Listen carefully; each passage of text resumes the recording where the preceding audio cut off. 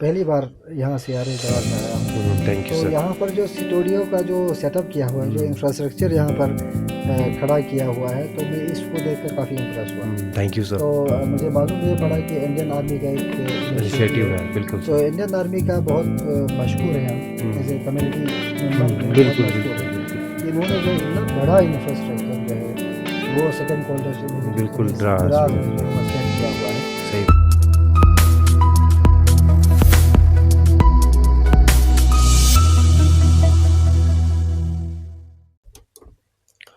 Hello and welcome, अस्सलाम वालेकुम रहमतुल्लाहि व बरकातुहू। आप सबका बहुत बहुत वेलकम कर रहे हैं रेडियो द्रास 90.4 एफएम में। मैं आरजे सलीम एक बहुत ही इंफॉर्मेटिव पॉडकास्ट के साथ आपके साथ हाजिर हुआ हूं।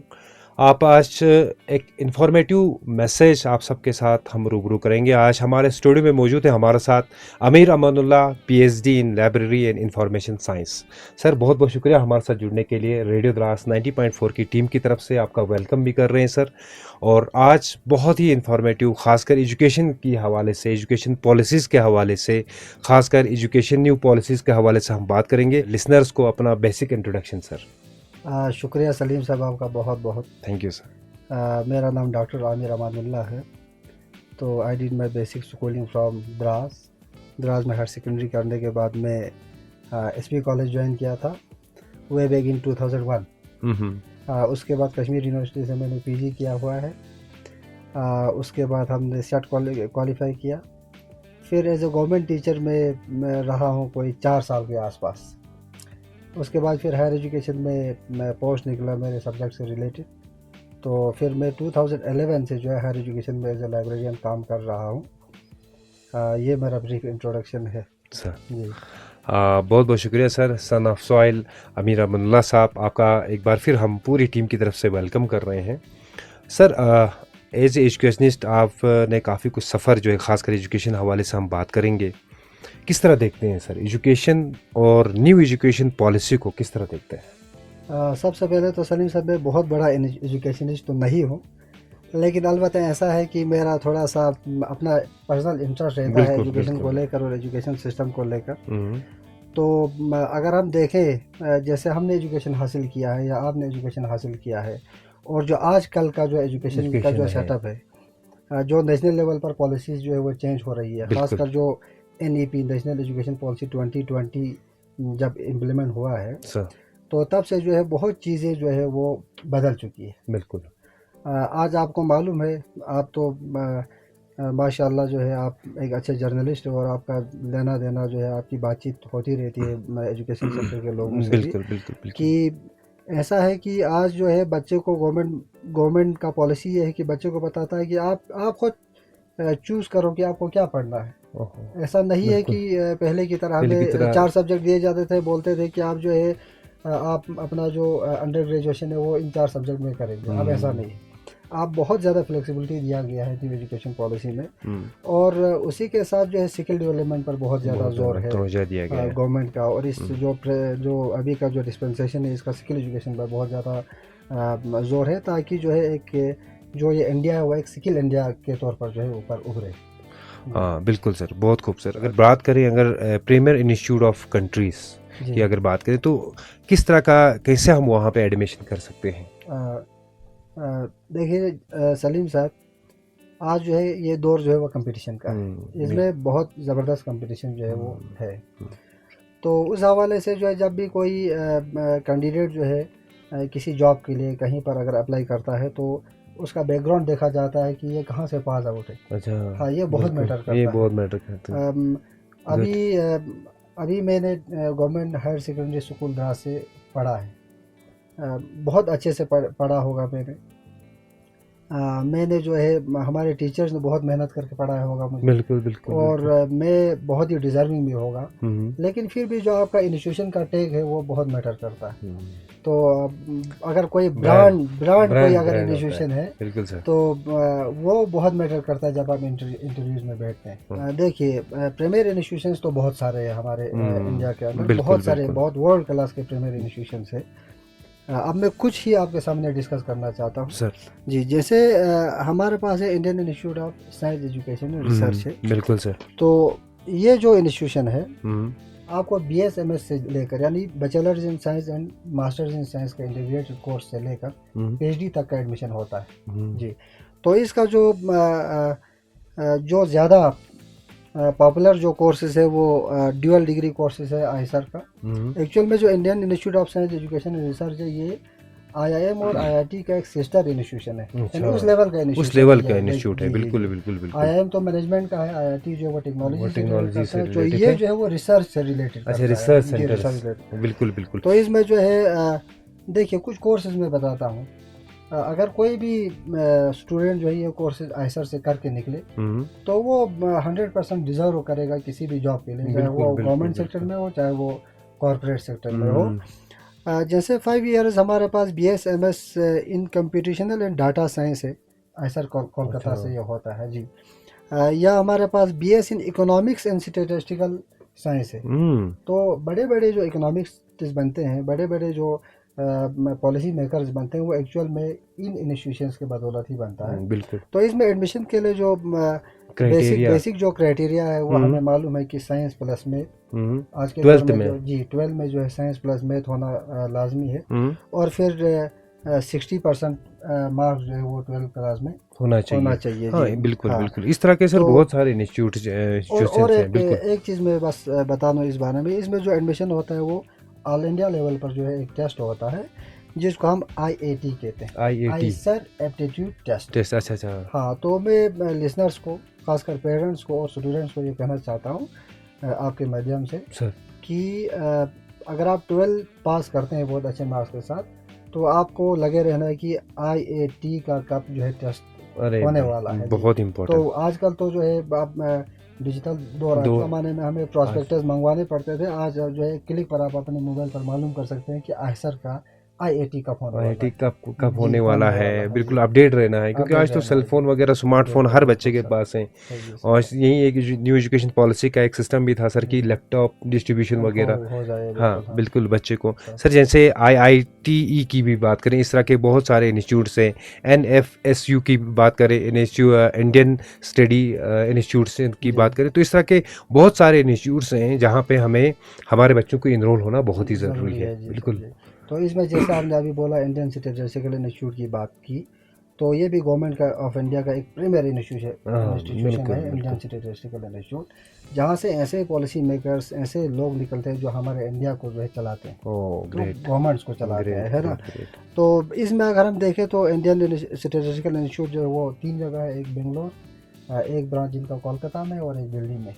हाँ, तो इसमें जो एडमिशन का प्रोसेस है, जैसे हम बैचलर्स डिग्री की बात करेंगे तो बैचलर्स इन स्टैटिस्टिक्स है, बैचलर्स इन मैथ्स है, bachelors in science and statistics and data science है। तो डाटा साइंस तो आजकल का बहुत ही पॉपुलर जो है कोर्स है जी, डाटा साइंस जी। तो इन सब का एडमिशन जो है आप जो पेरेंट्स सुन रहे हैं उनसे मैं बताना चाहता हूँ कि अपने बच्चों को जो है इंडियन स्टैटिस्टिकल इंस्टीट्यूट में इनरोल करा सकता है। बिल्कुल जी। तो इसमें जो एडमिशन होता है वो JEE के ज़रिए भी होता है, JEE मेन स्कोर को लेकर भी होता है। हाँ, और मैथ में ख़ासकर जो अगर कोई मैथ ओलंपियाड करता है, जैसे मैथ ओलंपियाड होता है, साइंस ओलंपियाड होता है, ये बड़े बड़े इंस्टीट्यूशंस जो है ऑर्गेनाइज करते हैं। अगर वो क्वालिफाई किया हो मैथमेटिक्स ओलंपियाड तो फिर वो जो है मैथमेटिक्स में जो है अपना इनरोलमेंट कर सकता है। बिल्कुल, बहुत खूबसूरत। तो हमें अपडेट रहना है, ख़ासकर इस तरह के जब भी फॉर्म्स निकलते हैं या जब भी इस तरह के जो इंस्टीट्यूट्स होते हैं। सर ख़ासकर बेसिक आपने कहा कि 12th में 60% अब वो होना चाहिए। जी। बिल्कुल। और इसका सर अगर डेट की बात करें, किस तरह की जो इसके टेंटेटिव डेट्स वगैरह होते हैं? देखिए, जो हमारे स्टूडेंट्स हैं ना वो इस ख्याल में रहते हैं कि हमारा 12th क्लास का रिजल्ट आएगा तो उसके बाद हमारा बाकी इंस्टीट्यूट करेंगे। ऐसा नहीं है। बिल्कुल। बहुत सारे इंस्टीट्यूशन जो वो मार्च में अपना एडमिशन शुरू करता है, बहुत सारे अप्रैल में शुरू करता है, बहुत सारे का अगस्त एंडिंग जो है वो लास्ट डेट होता है। तो इस सिलसिले में जो है बच्चों को क्या करना है कि उनको पूरा अप टू डेट बैठना है इन इंस्टीट्यूशंस को लेकर कि कब जो है इनका ऑनलाइन पोर्टल खुलता है। सर ऐसा है। बिल्कुल, बहुत खूब सर। सर एक बार फिर हम न्यू एजुकेशन पॉलिसी लद्दाख की तरफ जाएं। स्पेशली अगर देखा जाए तो एजुकेशन पॉलिसी अगर द्रास डिस्ट्रिक्ट की बात करें तो किस तरह की पॉलिसी जो है खासकर फ्रेम करना चाहिए, और अगर अभी के सिनेरियो की अगर बात करें लद्दाख की तो किस तरह देखते हैं सर एजुकेशन को? स्कूल एजुकेशन हो या हायर एजुकेशन हो, इसका बड़ा फ्रेमवर्क तो गवर्नमेंट ऑफ इंडिया ने हमें NEP के शक्ल में दिया हुआ है। तो हमें उसी नेशनल एजुकेशन पॉलिसी 2020 फ्रेमवर्क के अंदर ही काम करना है। अब उसके अंदर हम ऐसा कर सकते हैं कि सब्जेक्ट चॉइस को लेकर या स्किल कोर्सेज को लेकर ऐसी चीज़ों को लेकर जो है हम अपने हिसाब से अपने लद्दाख लेवल पर जो है ये चीज़ हमारा पॉलिसी मेकर जो है वो उसमें जो है बना सकता है जी। बिल्कुल उसको थोड़ा सा ना अच्छे से बना सकता है। इसमें खासकर स्किल एजुकेशन की बात करें तो आपने भी सुना होगा हमारे स्किल को लेकर हमारे यहाँ डिग्री कॉलेज द्रास में डॉक्टर नकी साहब है, आप जानते होंगे। हाँ सर बिल्कुल हाँ, बिल्कुल जी जी जी। तो बहुत सारे ऐसे मशरूम कल्टीवेशन वगैरह, मशरूम कल्टीवेशन से लेकर जीरा फैशन डिज़ाइनिंग से लेकर ये सारी चीज़ें जो है वो होती है। इनका जो मेन जो ये रहता है फोकस रहता है वो ये है कि आप जो है कोई कोर्स करेंगे, उसमें एक स्किल कोर्स होगा, वो करने के बाद आप ग्रेजुएट बनने के बाद जो है आप सेल्फ रिलायंट हो जाए, आप खुद जो है वो कुछ कर दिखा सकें। ठीक है ना, चाहे आप कॉर्पोरेट सेक्टर के थ्रू करें, चाहे आप स्टार्टअप शुरू करें। गवर्नमेंट ऑफ इंडिया का स्टार्टअप का आपको मालूम है कि बड़ा पॉलिसी स्टार्टअप का है ना, वो शुरू करें, अपना एंटरप्रेन्योरशिप शुरू करें। तो इन चीज़ों को लेकर जो है बहुत चीज़ें किया जा सकता है। हाँ सर। सर अगर बात करें द्रास अभी एज ए डिस्ट्रिक्ट है, हमें किस तरह की एजुकेशन पॉलिसी को फ्रेमवर्क करना चाहिए, किस तरह का रोड मैप हमारा बनना चाहिए? देखिए मैंने आपको पहले बोला कि एजुकेशन पॉलिसी तो वो गवर्नमेंट लेवल पर बना हुआ है, लेकिन यहाँ पर जो हम ज़मीनी सतह का अगर देखा जाए तो देखेंगे तो जहाँ तक मुझे लगता है कि हमें जो है प्राइमरी एलिमेंट्री एजुकेशन को बहुत स्ट्रॉन्ग करना है। प्राइमरी एलिमेंट्री एजुकेशन को पहले स्ट्रॉन्ग करना है। बिल्कुल जी, पहले हम डिग्री लेवल पर जाएंगे, नहीं वो नहीं हो पाएगा, क्योंकि डिग्री लेवल पर जो बच्चे आएंगे वो तो प्राइमरी एलिमेंट्री लेवल से ही आएंगे क्रॉस करके। तो उस लेवल पर जो है एक बहुत ही अच्छा, आपको तो मालूम है काउंसिल मॉडल स्कूल या मॉडल स्कूल जो है वो लद्दाख में चल रही है। तो इसी तरह कम्युनिटी सपोर्टेड स्कूल चल रही है। बिल्कुल मेरा प्रैक्टिकल एक्सपीरियंस ये रहा है कि कम्युनिटी सपोर्ट होना चाहिए हमारे अपने स्कूल को, गवर्नमेंट स्कूल को, बिल्कुल उसके साथ जो है NGOs के साथ कोलैबोरेशन बहुत ज़रूरी है। बिल्कुल जी, हम देखते हैं कि यहाँ पर मैं अगर एक दो NGOs का नाम ले लूँ, जैसे 17,000 फीट फाउंडेशन है या जम्बा बिल्कुल इन दो का फोकस रहता है एजुकेशन को लेकर। अगर ऐसे और भी ज़्यादा NGOs आ जाए यहाँ पर, पूरे इंडिया से, पूरे कंट्री से आ जाए और वो कोलैब करे हमारे स्कूल एजुकेशन के साथ, तो फिर तो कुछ भी हम कर सकते हैं, फिर रिवोल्यूशन ला सकता है एजुकेशन सेक्टर में। बिल्कुल बहुत खूब सर, ज़रूर हम रेवोल्यूशन ला सकते हैं सर। सर अगर बात करें एजुकेशन के साथ साथ एक कैरियर काउंसलिंग, ये भी बहुत ही इंपॉर्टेंट एक सेक्टर रहता है। कहीं ना कहीं किसी बच्चों को वो उस टाइम पे कैरियर अपॉर्चुनिटीज़ मिल जाते हैं, बट किस तरह का कैरियर काउंसलिंग किन किन स्टेज में ज़रूरी है, या प्राइमरी लेवल पे या सेकेंडरी लेवल पे देखा जाए तो? देखिए प्राइमरी और एलिमेंट्री लेवल पर तो जो है कोई वहाँ तो कैरियर का कोई ऑप्शन भी नहीं होता। जो कैरियर का ऑप्शन है वो उसके लिए आपको सबसे पहले अडल्ट होना लाजमी है, 18 ईयर्स का, यानी 12 क्लास के बाद ही जो है करियर को देखना शुरू करते हैं। लेकिन करियर काउंसलिंग का जो फर्स्ट फेज़ है वो सेकेंडरी लेवल से शुरू होना चाहिए। सेकेंडरी लेवल पर जो है हमारे यहाँ पर काउंसलर्स होना चाहिए ना, जो प्रोफेशनल काउंसलर्स है ना, जो साइकोलॉजी से लेकर बाकी बच्चों का सोसाइटी के बारे में वो एक्सपर्ट होते हैं। तो फिर जब भी हम एक प्रोफेशनल काउंसलर के पास अपने बच्चे को लेते हैं तो फिर वो देखते हैं उसका एप्टीट्यूड क्या है ना, उसका जो है किस सब्जेक्ट में ज़्यादा जो है इंटरेस्ट है ना, तो उसका मेंटल डेवलपमेंट क्या है, उसका फैमिली बैकग्राउंड क्या है। तब फिर वो जो है बहुत ही अच्छा राय देते हैं, अपना वो सजेशन देते हैं कि इस बच्चे को जो है ये आगे किस फील्ड में जो है ज़्यादा एक्सेल कर सकता है। बाकी बच्चे जब पढ़ेंगे तो वो किसी भी फील्ड में एक्सेल कर पाते हैं। अगर किसी प्रोफेशनल काउंसलर के ज़रिए जो है अगर कोई करियर की तैयारी करे तो वो बहुत ज़्यादा जो है मुबस्सिर साबित हो सकता है, हाँ इम्पैक्टफुल बिल्कुल, साबित हो सकता इम्पैक्टफुल है जी। साबित हो सकता है। सर आज की डेट में अगर देखा जाए तो स्मार्टफोन या लैपटॉप्स वगैरह भी डिस्ट्रीब्यूट होते हैं, वो भी एक पार्ट है न्यू एजुकेशन पॉलिसी को। किस तरह देखते हैं सर इस पे? लेकिन कहीं ना कहीं काफ़ी कुछ अच्छे रिव्यूज़ भी आगे देखने को मिले, लेकिन बीच बीच में काफ़ी कुछ हमें ड्रॉबैक्स भी देखने को मिले, खासकर स्मार्टफोन को लेके। देखिए, फ़ोन को लेकर ऐसा है कि इसके बहुत सारे फ़ायदे हैं, बिल्कुल। ठीक है ना।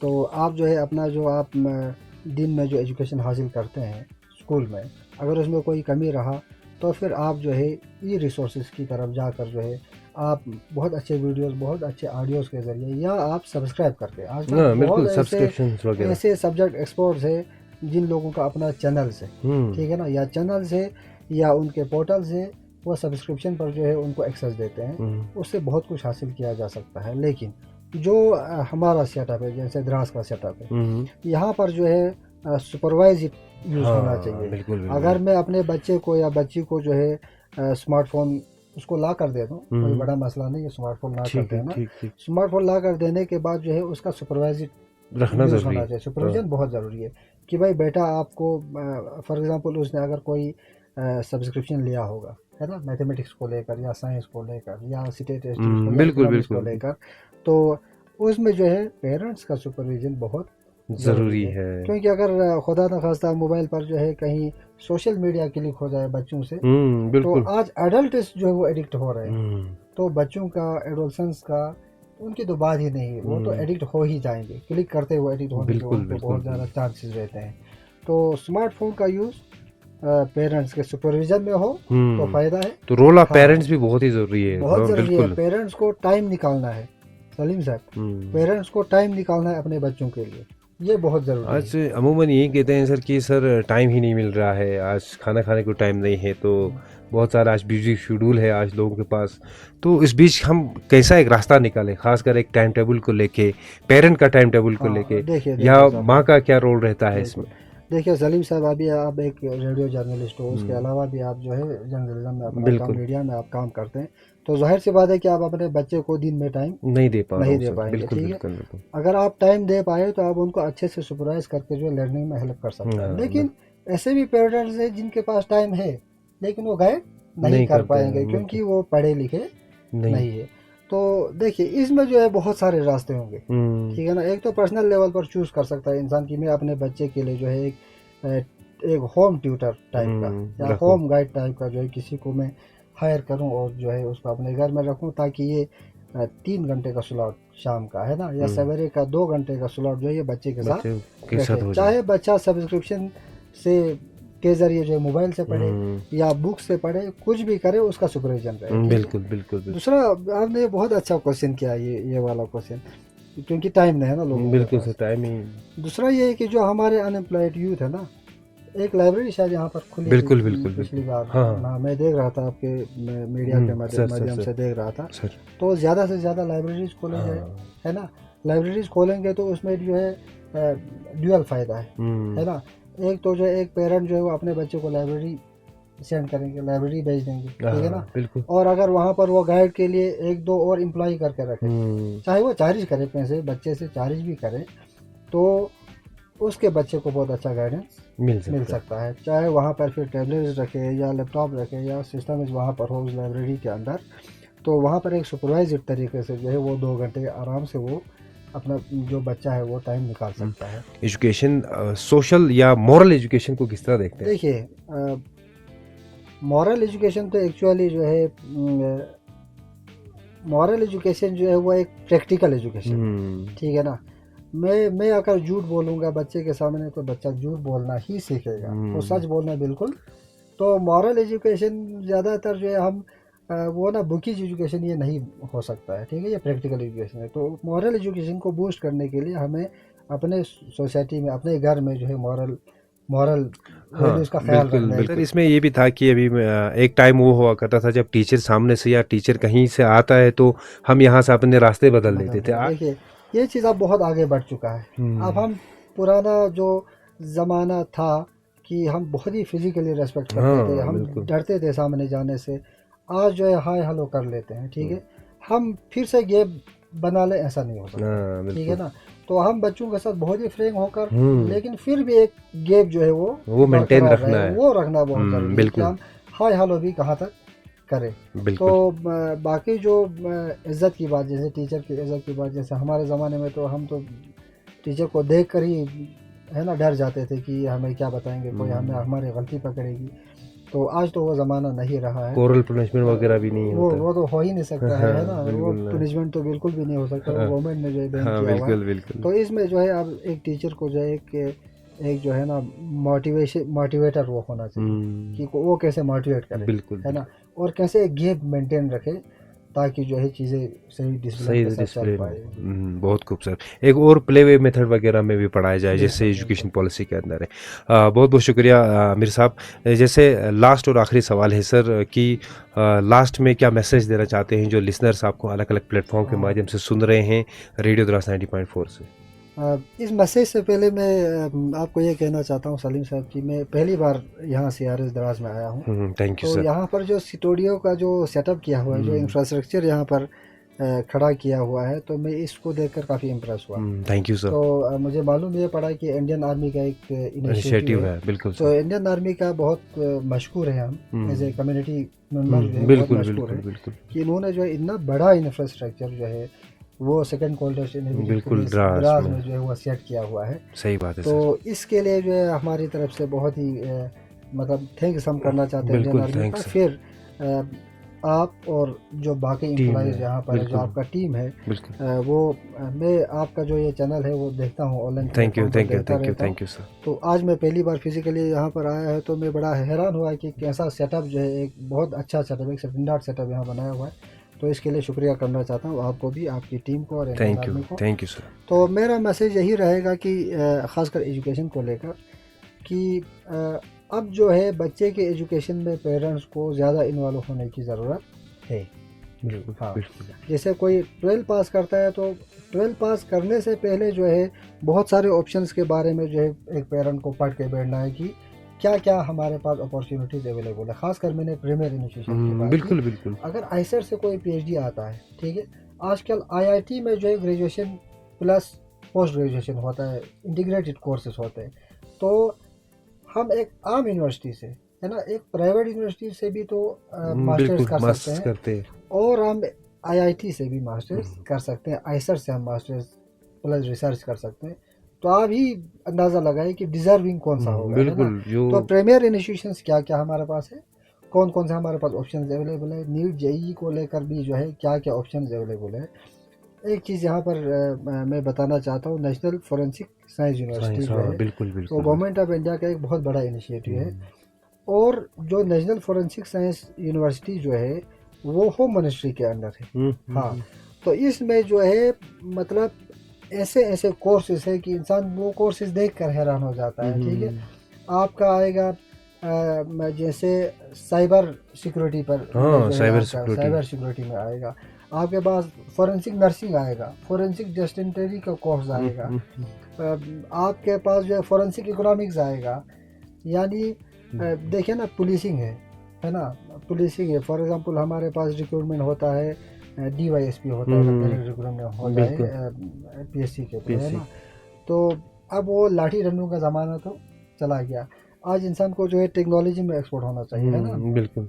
वो कम से कम BTech साइबर सिक्योरिटी हो, तो क्यों ना ले ले गवर्नमेंट, है ना। एक पुलिस जैसा एक डिपार्टमेंट को एक साइबर सिक्योरिटी एक्सपर्ट की तो बहुत ज़रूरत है ना।